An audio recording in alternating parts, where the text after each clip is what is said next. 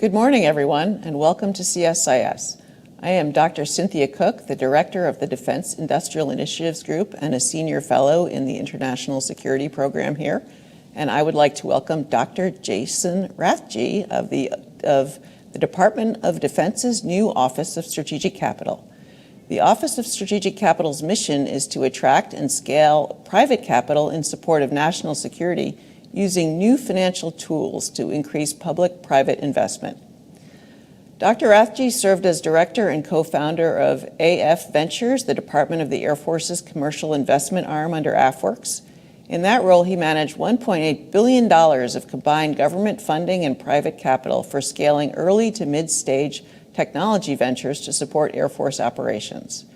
He holds a Doctor of Philosophy in Strategy and Policy from Stanford University, as well as Bachelor's of Science and a Master's of Science in Aerospace Engineering from the Massachusetts Institute of Technology. We'll have time for questions at the end of this event, so please submit any that you have on the webpage. With that, let me turn it over to Dr. Rathje so he can give you an overview of what OSC is doing, and we'll follow that up with a discussion. No, thank you, Cynthia, and thank you to your team and CSIS, especially you for having us here today. OSC has really been a labor of love for many of the folks on this team. We spent nearly a year inside of the department getting the office prepared for launch, and we launched in December when the secretary announced us at the Reagan Defense Forum. And it's been a whirlwind since then. Excited to bring the why of OSC and the how of OSC to the public, and certainly would love to discuss those concepts with the community. It's important when we talk about the Office of Strategic Capital that we put it in the context of why we exist. The office is really, if we can go to the next slide, sits within a larger strategy, a larger department strategy and interagency strategy to help the United States compete, to help the United States compete in today's global competition over critical technology areas.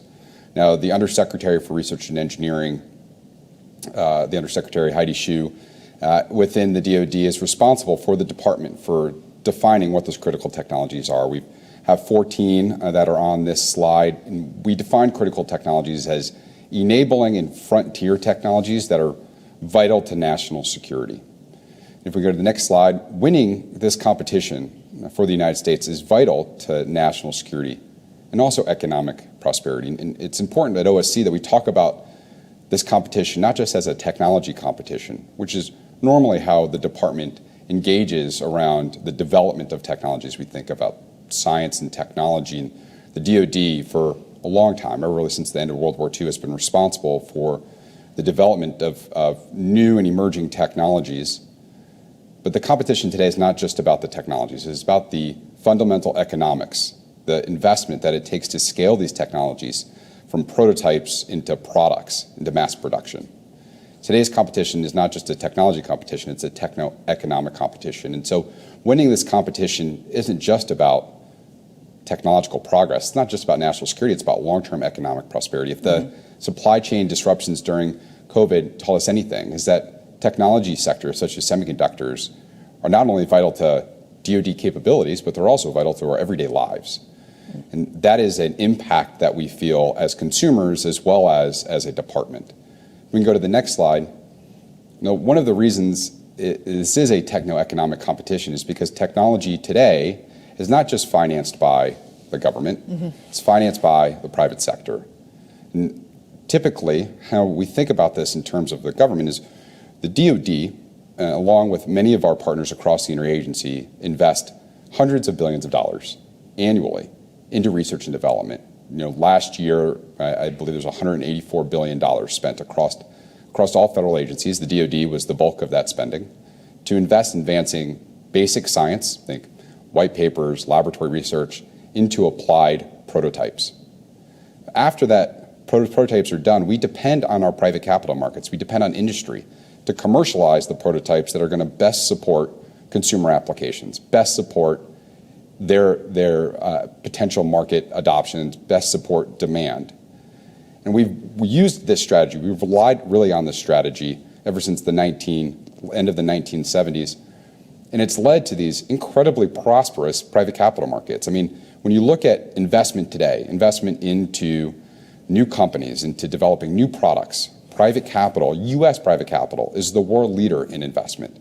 Our U.S. private capital markets, both at the equity stage for early stage product development, for early stage business model development, is nearly half of all global spending, but so is U.S. investment in later stage debt financing. Think about scaling manufacturing and infrastructure, right? Real growth capital to build hard things. The U.S. still comprises nearly half of all available private capital. Today, the private capital markets have never been better, never been more liquid, and the United States is in an incredible position to take advantage of these private capital markets when it comes to our current global competition. The issue is, if we can go to the next slide, is that we've seen a market trend in private capital markets away from investing in what we consider deep technology areas or critical technology areas and into less critical technology areas that support higher margin businesses with lower technical risk. Right? For example, VC investment from 2006 to 2017 had a massive reduction from 45% of its investments going into hardware. If you looked at our critical technology areas, many of those are hardware-based technology areas, into software. Why? Well, investors are doing really smart things, right? These are incredibly talented, smart individuals that are investing in what they believe are the highest return, lowest risk technology areas, right? And we've seen the private capital markets grow incredibly strongly because of those investment opportunities. If we go to the next slide, this impact is felt across all of our critical technology areas. And to kind of draw some more details around where we see private investment going today, private investment in a technology area such as e-commerce was about 2x more than it was in artificial intelligence, about 3 times more than it was in biotech, and nearly 150 times more than it was in quantum. So if we look at our critical technology areas and we assess that private capital will be a critical competitive advantage for the United States in order to advance technologies to help the United States win this global competition, then we need to find better ways to partner with private capital providers to increase capital flows to those areas that are otherwise less opportunistic than the technology areas we see private capital flowing towards today. If we go to the next slide, this is something that the Department of Defense in and of itself isn't the only organization that have been thinking about this. This is really an all-of-national security approach. Jake Sullivan, the National Security Advisor, last year said, "We are investing in industries of the future and strengthening the resilience and security of the supply chains that underpin them." With each of these investments, our goal is to crowd in private capital, not replace it, and to attract patient capital to bring critical technologies to scale. This concept of patient capital, these long-duration investments in high capital-intensive industries, hardware, deep tech is expensive. It's much more expensive than software. So how do we combine strategic public investments to crowd in private capital to make it more to increase the opportunities for private capital to invest in the things that it otherwise wouldn't invest in?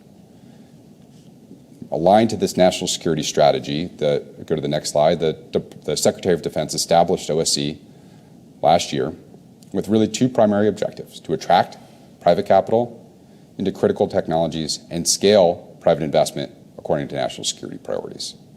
Now, as the National Security Advisor talked about this, the head of the National Economic Council talked about this. This is an all-of-government approach. But we are a DoD organization. And at the end of the day, we need to think about ways that we can create strategies that crowd in patient capital, crowd in private capital to support these critical technology areas, but do it in a way where we're also directly supporting DoD objectives. The way that we think about this is to think deeply about, well, what is the critical technology landscape in which we can crowd in capital to help accelerate those companies, accelerate our mission partners to meeting DoD objectives. If we go to the next slide, in order to help us think through how we can use strategies to support DoD operations, we've developed what we call an emerging technology framework.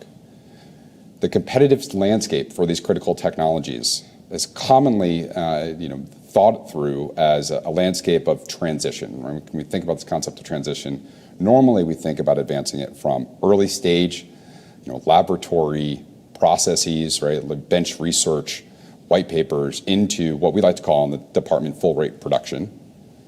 The issue with that is, one, we all know technology development is not actually a linear process.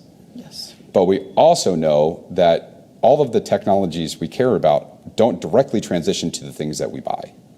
And so it's important for us to think about the framework in which we can crowd in private capital in very different ways. In a way that allows us to contemplate how these technologies that we're advancing eventually end up in support of DoD operations and into DoD capabilities. And so our framework, we're looking not only at the maturation of the technologies and the maturation of the manufacturing levels, but also looking at the supplier position. When you think about our critical technology areas, the vast majority of those technology areas are actually making investments into things that we do not buy, right? Now, it's absolutely critical for the Department of Defense to continue to invest in semiconductors and carbon nanotubes and biotech. But those investments are value chain investments. They're investments into component parts that are critical to future DoD capabilities, but as we talked about earlier, they're also critical to our everyday lives. The difference is that if the investments are going into the things that we buy, the department has this whole other tool to attract and scale private capital, which is our procurement system. If they go into the things that we don't buy, then we don't have that tool to attract and scale private capital. And so the strategies that we're developing inside of the OSC are thinking deeply about the investments that the department is making and how we actually generate technological growth so that that technological growth begets business models that support both integration into DoD capabilities, which we would consider transition to the DoD, and also growth commercially. Yeah. So if we can go to the next slide. We're excited today for the first time to talk about some of these programs. The first program that we launched is the Small Business Investment Company Critical Technologies Initiative. This program is live. The secretary and the administrator signed a letter of intent in December, of which the Associate Administrator Bailey DeVries, who oversees the SBIC program at the SBA, and I signed an MOA last Friday to officially ink the deal between the DoD and the SBA on this important initiative. The SBIC program is a very different type of DoD program. Through this program, we provide loan guarantees to investors to raise debt to match with private capital, where that total investment fund, the government-backed debt, and the private capital invests in critical technology companies. Right?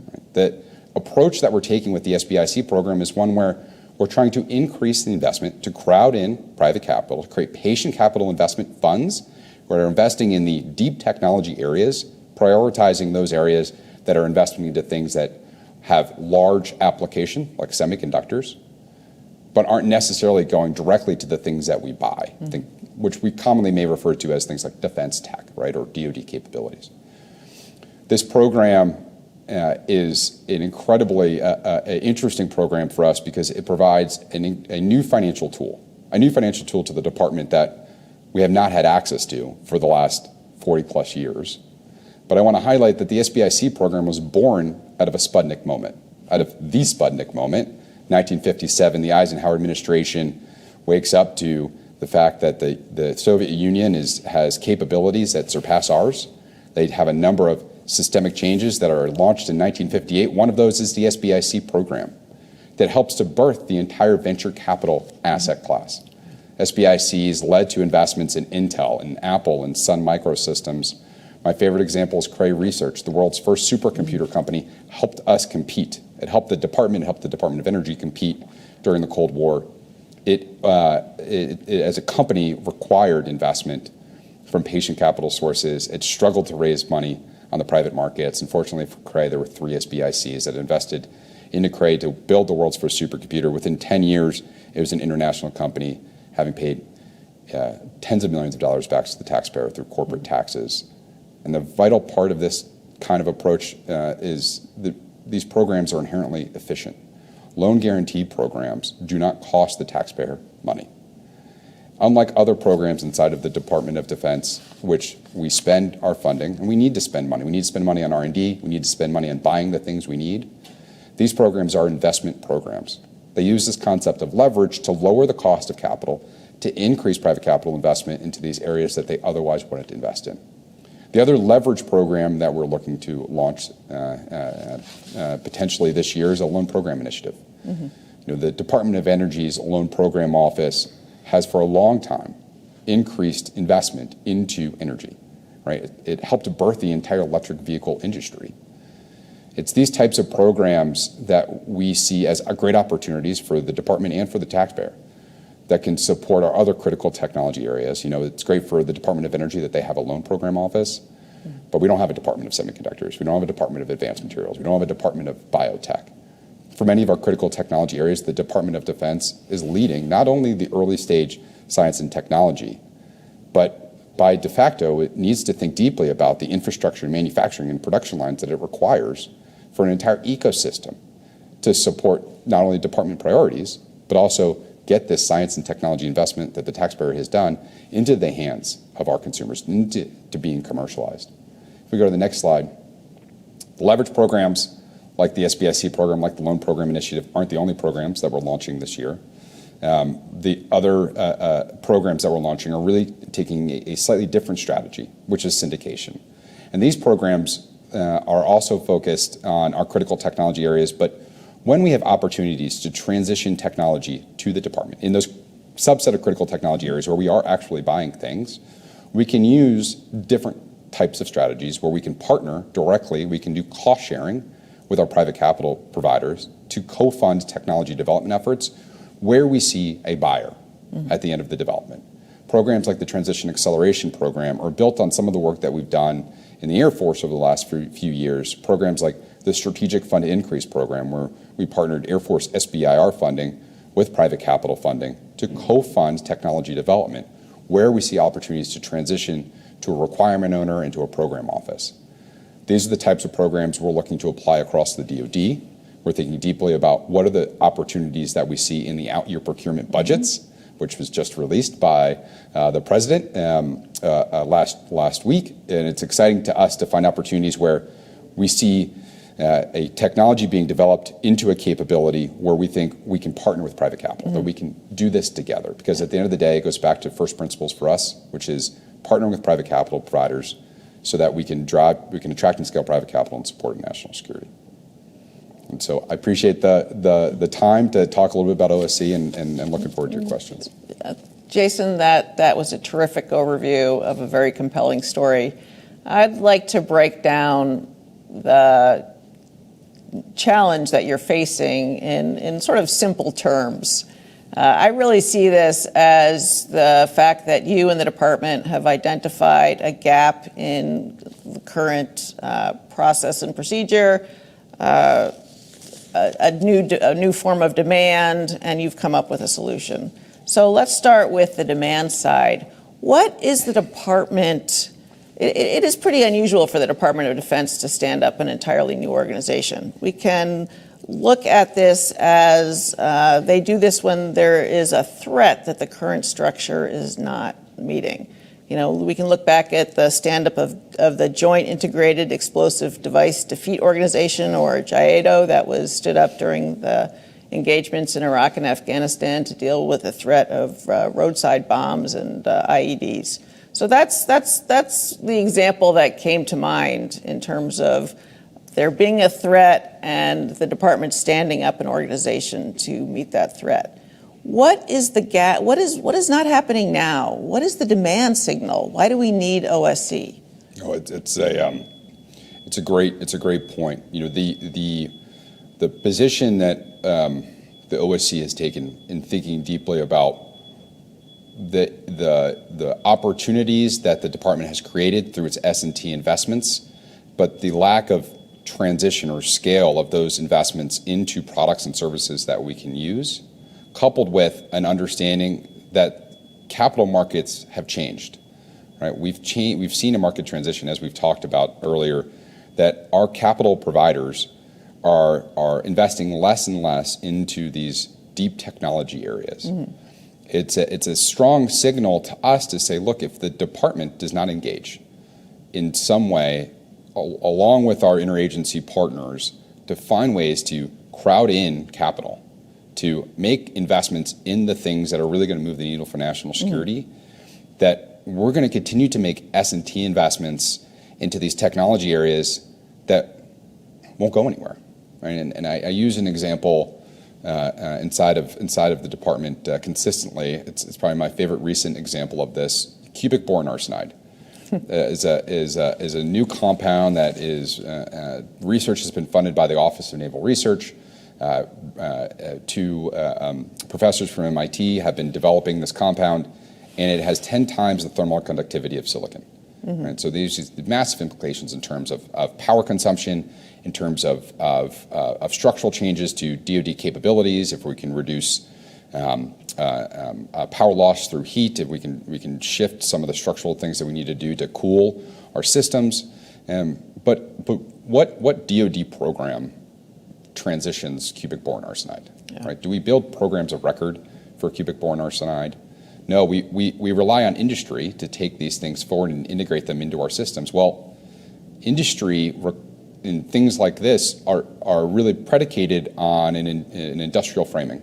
Silicon, for example, is a very cheap resource. It fuels semiconductors today. There's an entire industrial base around it. So brand new compounds that might replace silicon don't receive the amount of investment or focus that we would like to see to actually bring them to our military systems. In those cases, we depend on private capital providers. We depend on new companies and startups to take these technologies that we're investing in and create commercial products out of them. Because those commercial products are the things that will go into the things that will go into the things that will go into our DoD capabilities. Because we better understand the requirements. We can think deeply about how we can build new systems with these fundamentally enabling technologies. We've seen the shift of private capital away from investing in startups that are building new substrates to replace silicon. And this is a common problem that we've faced on the AFWERX side, working on the SBIR program for quite some time and seeing less and less companies working in this space. And so if we think about the global competition that we're in, and we think about the resources the United States needs to bring to bear in order to help scale these technologies from these prototypes into products, we can't do this alone. We've got to work with our private industry. We've got to work with private capital. We have to partner effectively here in order to make sure that we can increase the likelihood that we will have a startup that commercializes cubic boron arsenide to make it into a system, to get it to the hands of our warfighters. That's a really interesting answer and very informative. Taking a step back, are you seeing any investments that our potential adversaries are making that you're trying to catch up with? Do they have investment strategies that the United States currently can't match? When we look across the global landscape, specifically we look at our pacing challenge, there are a number of strategies, for example, that the PRC uses to invest into private capital markets, to leverage private capital markets to support their position in advancing these critical technology areas. Right? And I will say there's a common industrial strategy that is inherently used to advance private capital investments, to partner with private capital providers to increase investments into things that different nation states think that they need. The PRC specifically uses a number of strategies, things like guidance funds, purpose-built public-private partnerships, where the fund is partially backed by the PRC, its rest is backed by private capital markets. But the critical part of that is that these tools enable massive scale of capital. Right? Today, there's a number of researchers that are assessing things like guidance funds that see that guidance funds total nearly $900 billion of available capital.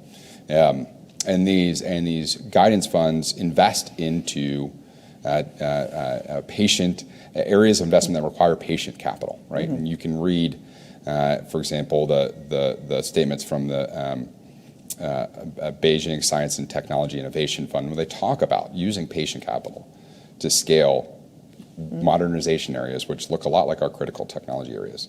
So certainly the strategies that are being used by other nation states around the globe recognize that private capital is a critical resource, that the private investment is really required to take the S&T that we develop inside the government and transition it into products that can be used globally.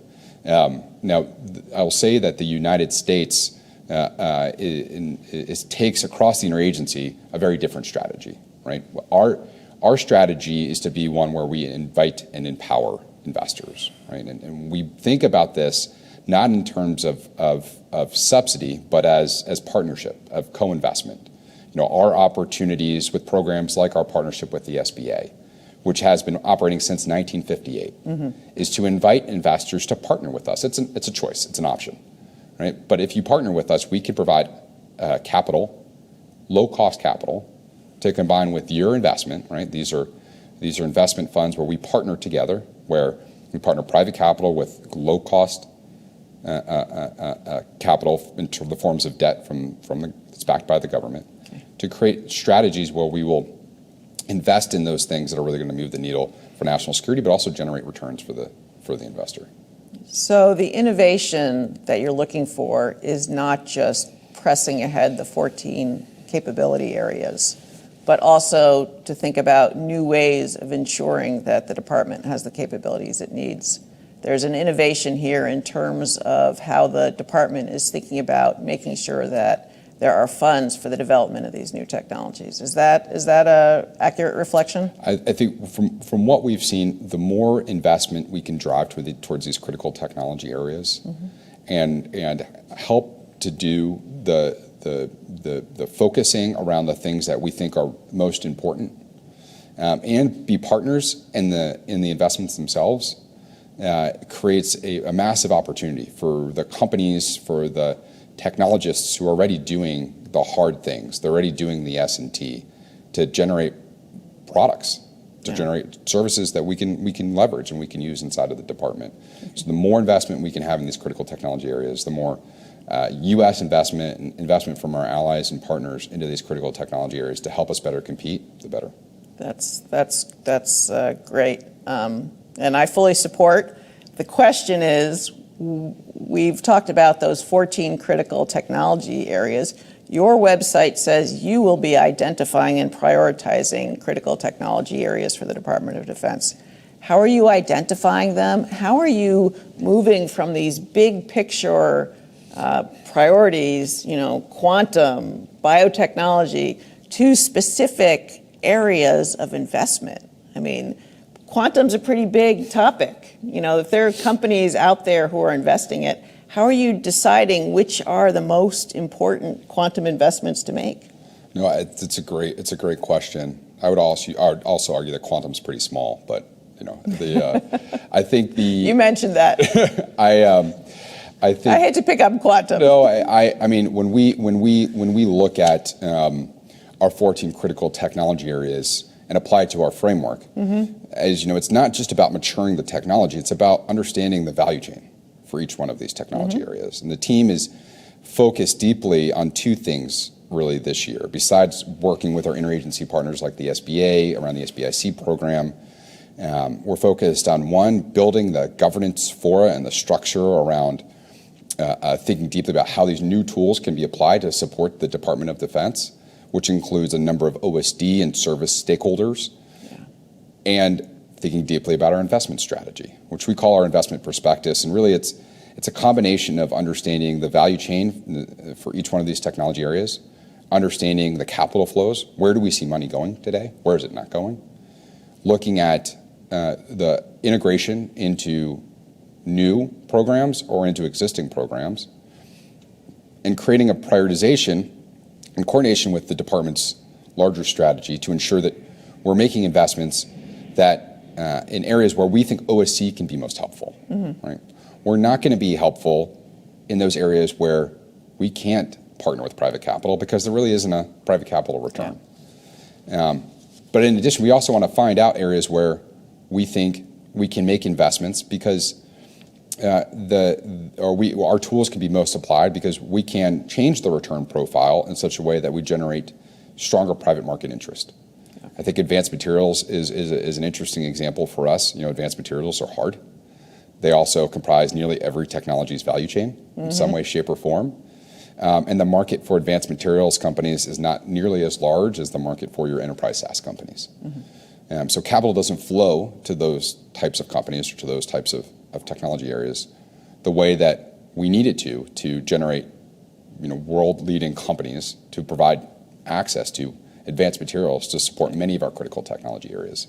So that work is ongoing. We just kicked off some of that work last month, and we're working with a number of partners across the interagency and certainly within the DoD to think through that. I do want to be clear.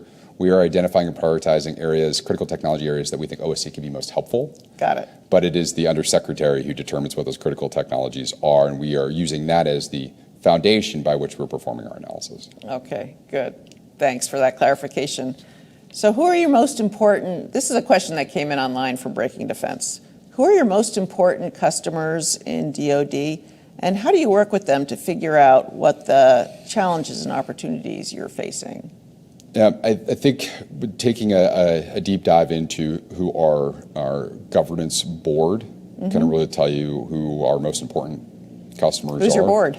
So our board is co-chaired. The intent is to cover co-chaired by Undersecretary for Research and Engineering and the Undersecretary for Acquisition and Sustainment.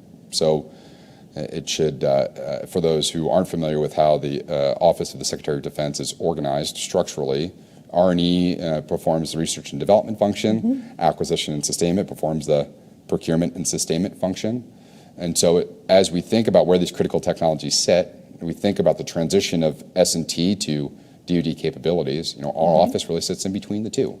And so having both the undersecretaries overseeing OSC, we think is an incredible opportunity to make sure that we are integrating where we need to most apply these tools, at least initially. But also on the board is the Undersecretary for Policy, CAPE, Comptroller, our OGC, our legal team, the service acquisition executives, and the J8. And when one of the most important reasons of why we've created this new governance for OSC is that these are new tools. These are new tools. The ways the tools operate are very differently than how the DoD spends money. These are not spending tools, they are investment tools. When we execute something like a loan, we expect that loan to be repaid. So there's entirely different structures and approaches that are required for that. And so thinking deeply about how these things are useful new tools, allow us to do new things, to tackle problems that we otherwise couldn't tackle, but how we fit into an overall department strategy is critically important. Yeah. So in terms of the important things for us to focus on is it's really structurally about where we can best apply these tools to support the department's objectives, where we can use OSC the best. I'm curious if you could expand on why direct procurement from the government isn't doing an adequate job to ensure that these technologies are not brought along into the capability picture that the department has. Why is this even necessary? If these critical technology areas are so important, why doesn't the government just buy them?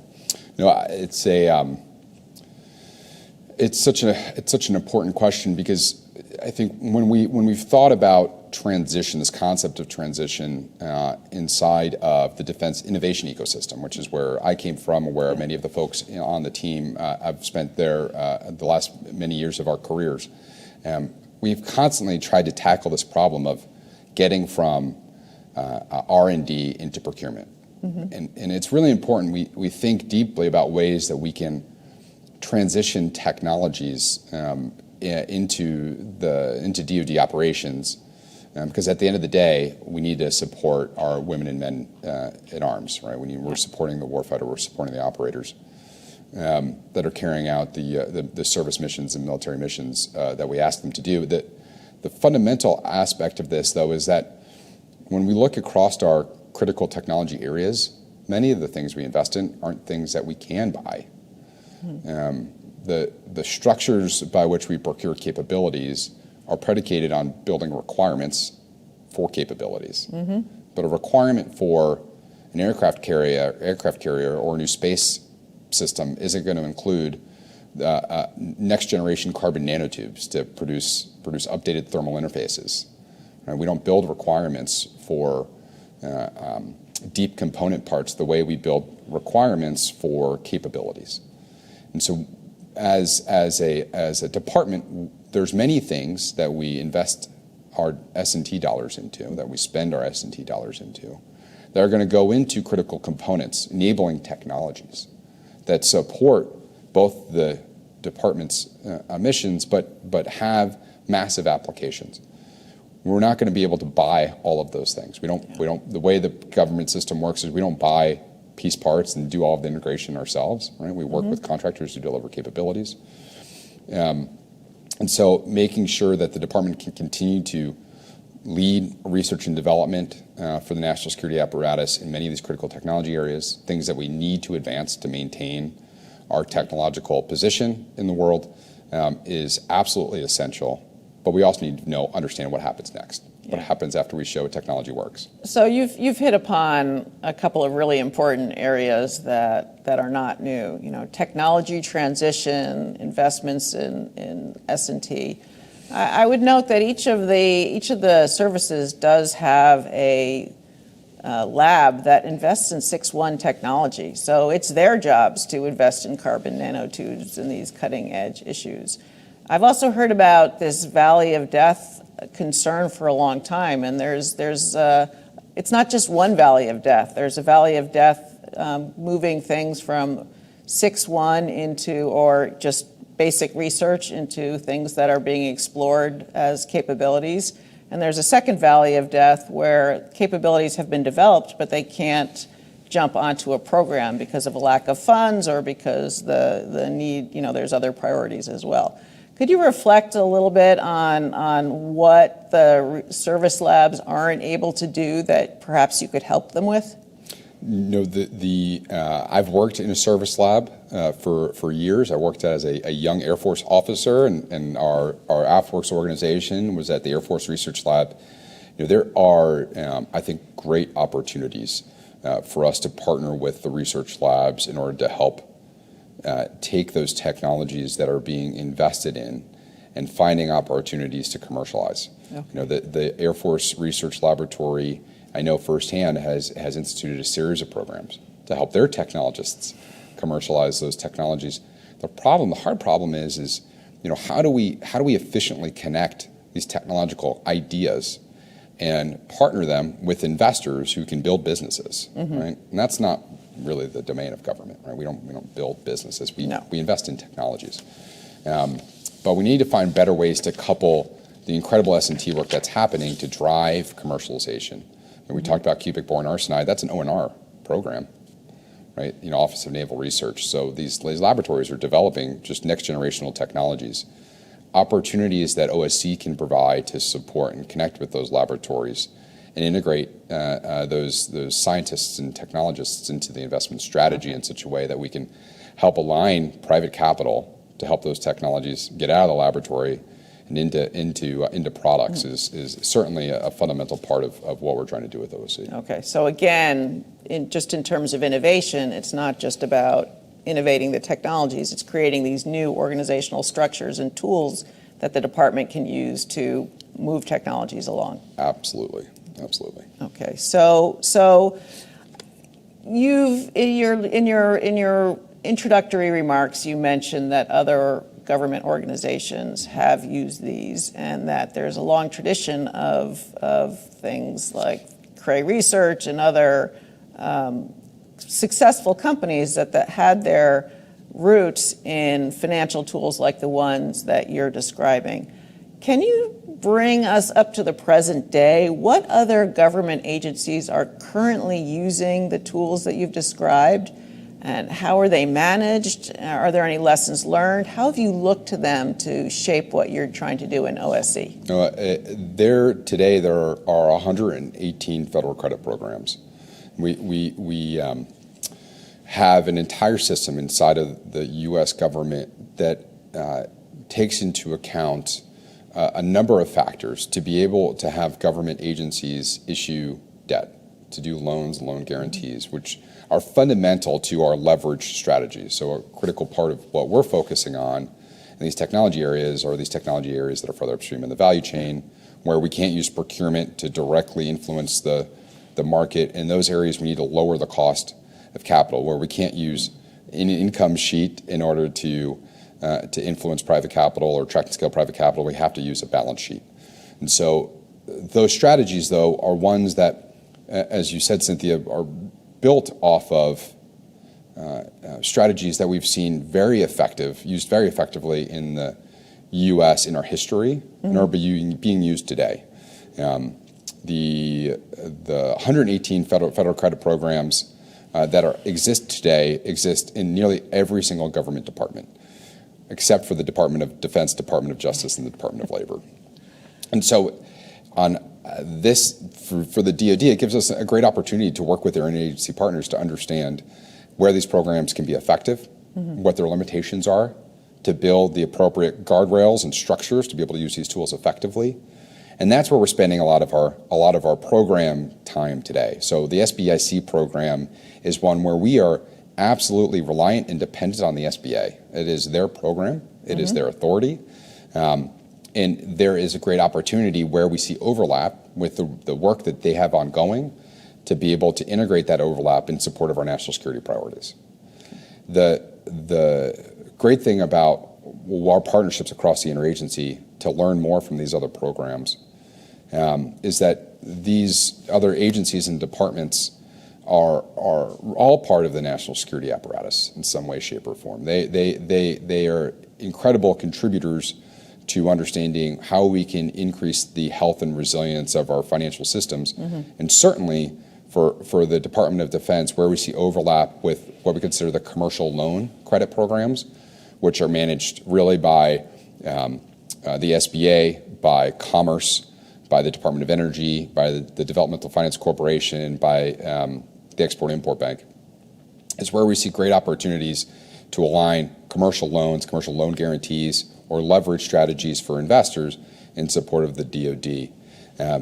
These programs, to your point, though, while they exist today, while they're ongoing, they have an incredible history, right? The Export-Import Bank, which is responsible for executing loans in things like biotechnology and quantum, goes back to 1938. The SBIC program goes back to 1958. Right? Many of these programs predate our entire PBB&E process inside of the Department of Defense. So although these things are very new for the department and they're very new for our ecosystem of companies that we engage with, they are not new to the government, and they are certainly not new to the markets that we're looking to partner with to support national security. So you're aligning with existing tools. You've mentioned that you're not spending the taxpayers' dollars on this, that you're offering guarantees. Tell me what could go wrong here. Could the government lose money if you're guaranteeing something that doesn't work out? What happens? And what are the lessons from other organizations that have used this? Has it been an unparalleled history of success, or have there been some negative lessons as well as positive ones? Absolutely. I mean, like anything, these are risky technology areas. And certainly we could provide loans or loan guarantees into an investment, and that investment can go wrong. There is an expectation as we model these programs out that some percentage of the loans or loan guarantees that we would execute would not return the full amount to the government. That expectation is a coordinated effort. We call this the credit models. Coordinated effort between us, OMB, and Treasury to understand what our exposure is, what our risk is in these programs, and we appropriate those funds against these types of authorities.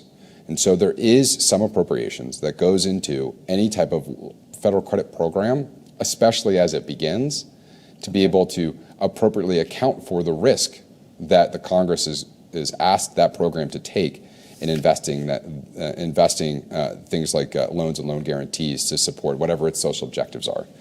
But I think, at least from a DoD lens, one way I like to describe OSC in some of these authorities is to have people think about or bring up the VA home loan program. VA home loans are loan guarantees. They're loan guarantees that the Department of Veteran Affairs operates because we as a taxpayer believe it's worth taking the risk that a service member and veteran get a mortgage to buy a house. Now, service members and veterans can buy a house with no down payment because we as a taxpayer have taken and guaranteed part of a loan, part of that mortgage, in order to make sure that the mortgage is accessible to the service member or veteran, right? It's important for us to take part of that risk on so We have service members and veterans that can buy homes, right?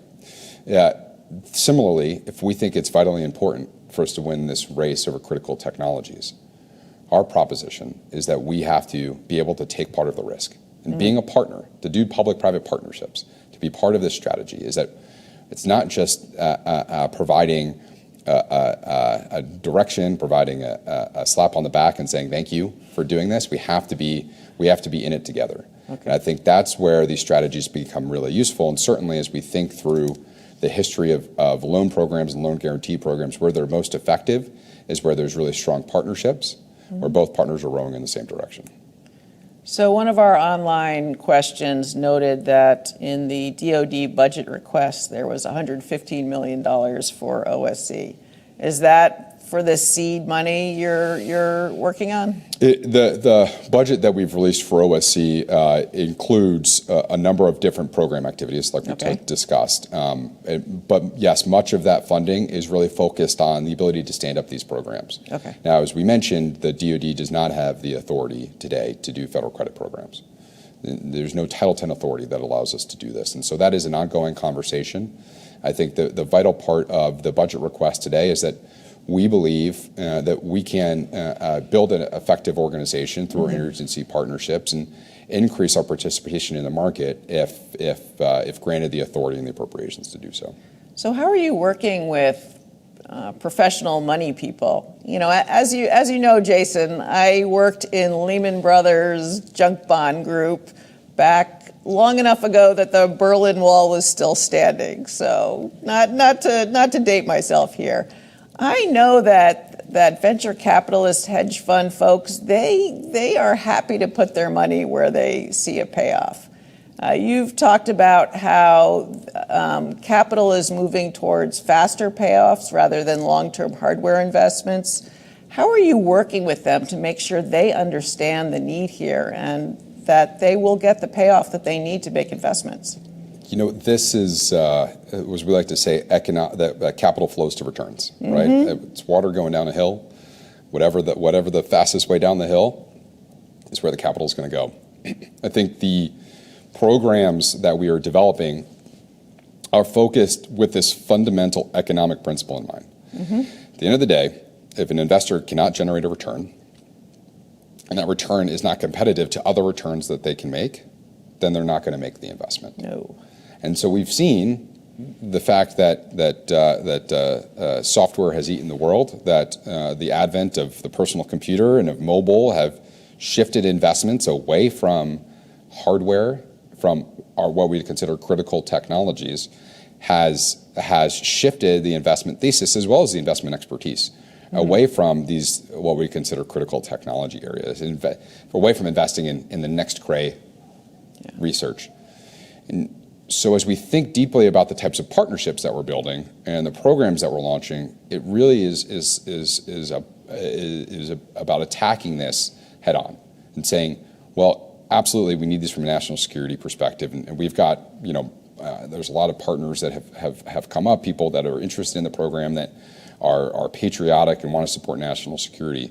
But every time you talk to investors, they're like, I love to support national security, but it's also my fiduciary responsibility to generate a return. So programs like the SBIC program do that, right? They combine government-backed debt with private equity to create leverage. This leverage decreases the risk of the total fund for the private investors, but really what it does is it increases the return profile. Okay. Because the government, on any positive return, is getting back its loans, right? It's getting repayment on that debt, so it doesn't cost the taxpayer money. Yeah. It increases investment into hard things, but all of the returns go back to the private partners. Okay.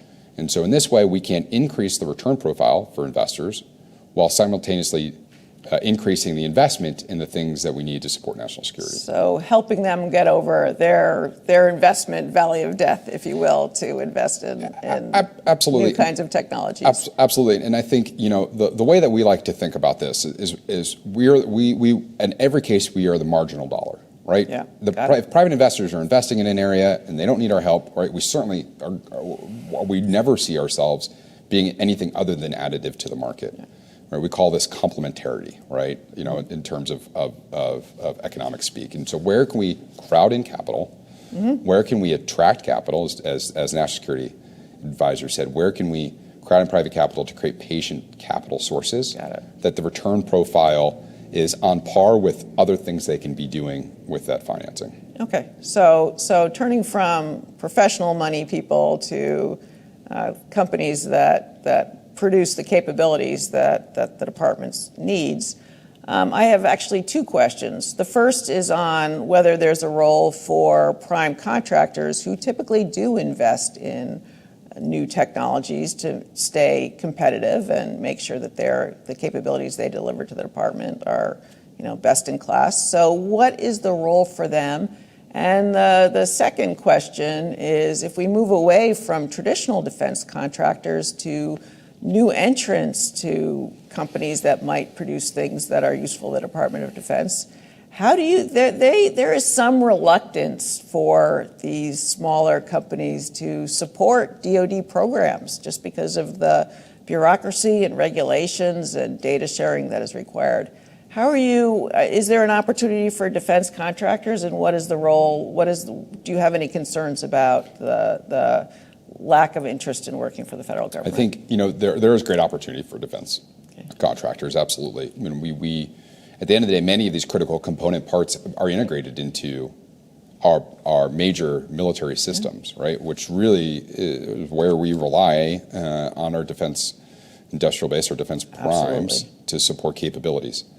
The great thing about some of these programs, though, is that we can build structures where the primes, where the defense industrial base can be a co-investor, right? The opportunities that we've seen with the rise of the corporate venture capital arms in many of these defense primes, coupled with the structures that we're able to bring to bear with partnerships with the SBA, gives us opportunity for our primes, for any strategic, to partner with the government, with the SBA, with the Department of Defense, to build funds to invest in these things that are going to move the needle for national security.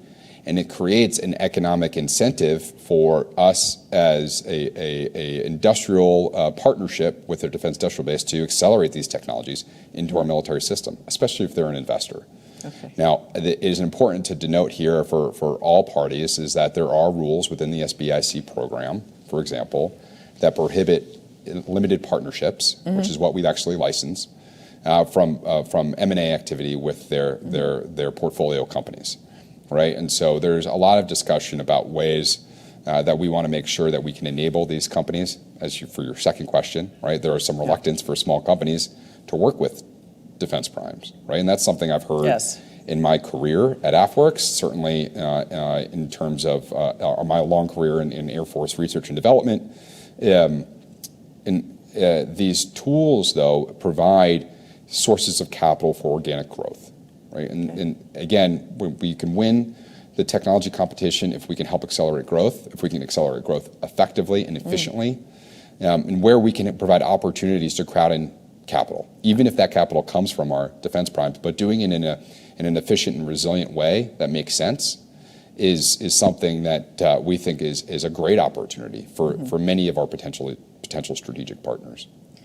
Jason, I have had about 1,000 follow-up questions to every single point you've raised, and it's been a challenge to limit the questions I've been peppering you with. And I still have many more, but we're getting lots of questions online, so I'd like to pick up a couple of those. And one of them is taken, it's not exactly what Jane's asked, but taken from that, which is, in terms of investing in companies and the next steps in what you're doing, you said you needed some authorities. What do you see the specific implementation steps before you can really have the impact that you want to have? So internal to the department, we are doing everything we can that are within the bounds of our existing authorities. What we are doing outside of that are partnerships with interagency partners with overlapping mission areas, mission focus areas, like our first partnership with the SBA. So internal to the department, we are building our investment strategy. We are building our governance we are building the structural piping inside of the DoD to make this real.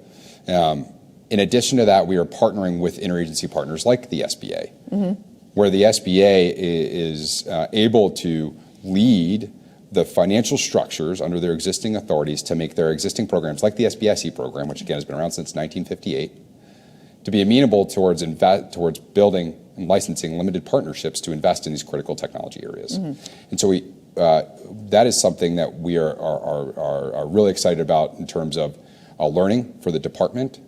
But it also allows us to start working now.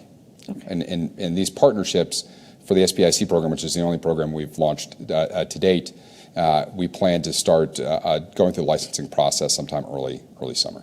Okay, so speaking of working now and what you're doing right now, are you working with this, and this comes from Defense Daily, do you have examples of where you're working with actual private capital partners, and what are you looking to invest in specifically, or to encourage investment in? No, it's a great question. We have not started taking applications yet for the SBIC program.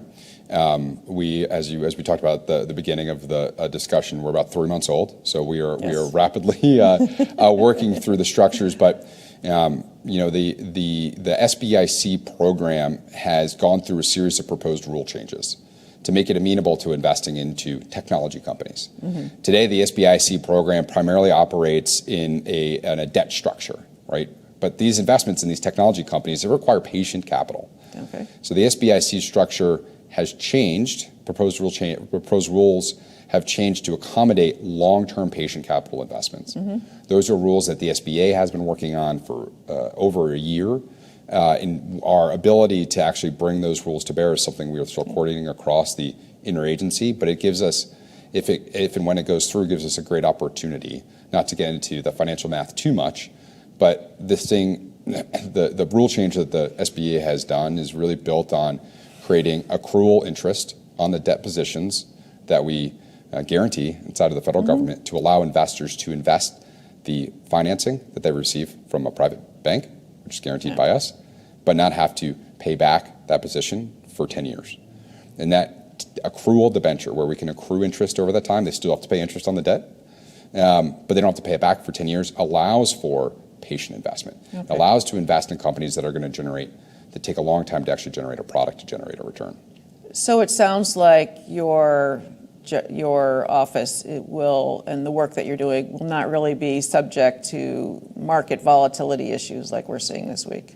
What we've seen this week certainly has shown the value of government partnerships and the value of government guaranteed financing when it comes to the things that are vital to national security, right? Because the financial foundations, global financial foundations, they affect every company. They affect us as consumers.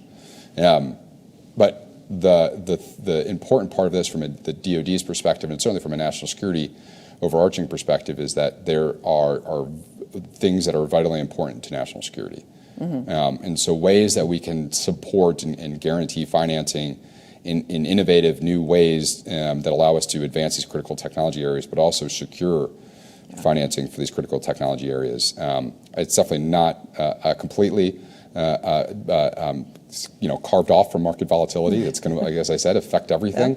But it certainly prevents a buffer in interesting ways to allow us to continue to advance these technologies and support DoD operations. So even in tougher economic times, investments in these technologies can continue. A great example of this is Cray. I mean, Cray Research struggled to raise capital in the 1970s, and market conditions like today, right? We're going through a recession. They can't raise private financing. It was SBICs that provided the initial investment. It was SBICs that helped to save the company. It's SBICs that grew the company to help us compete globally. And so it's I think for us, looking back through our history, understanding that market volatility comes and goes, but finding ways that programs have worked in different times in our history and have supported companies that we all use today, products we use today, is just it really helps us to better understand what are the things that we think we can use in the future to help us better compete. Okay, thanks. I think that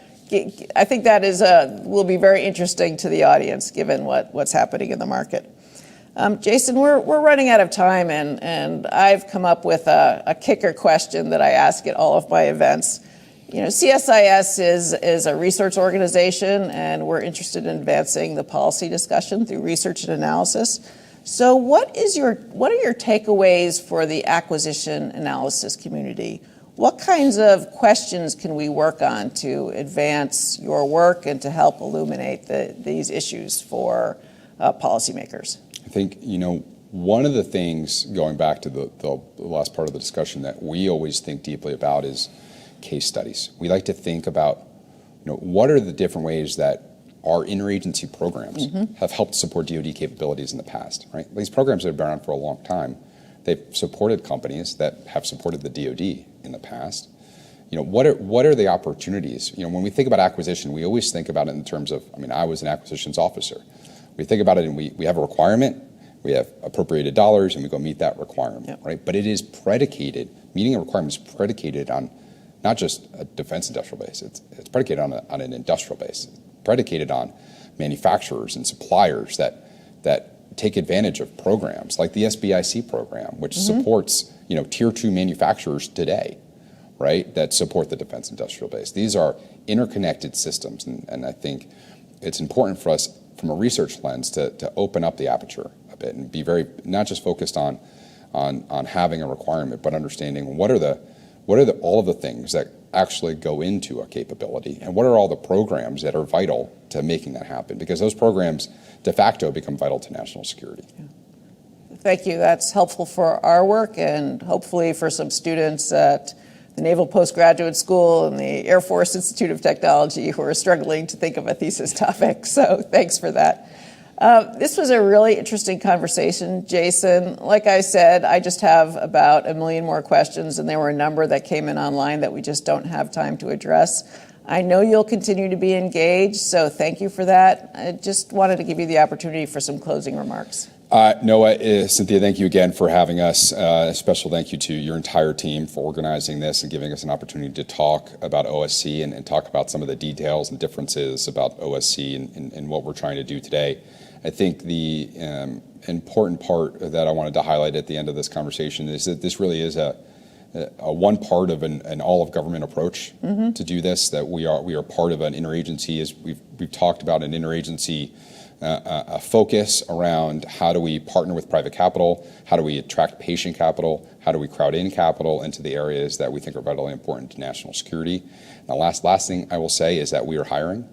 And so anybody who's interested in coming onto the team, we are certainly excited about growing the team and doing more to support national security through our lens of this techno-economic competition. Thank you. It's an exciting organization and an exciting opportunity. Thanks very much for coming today. Thank you.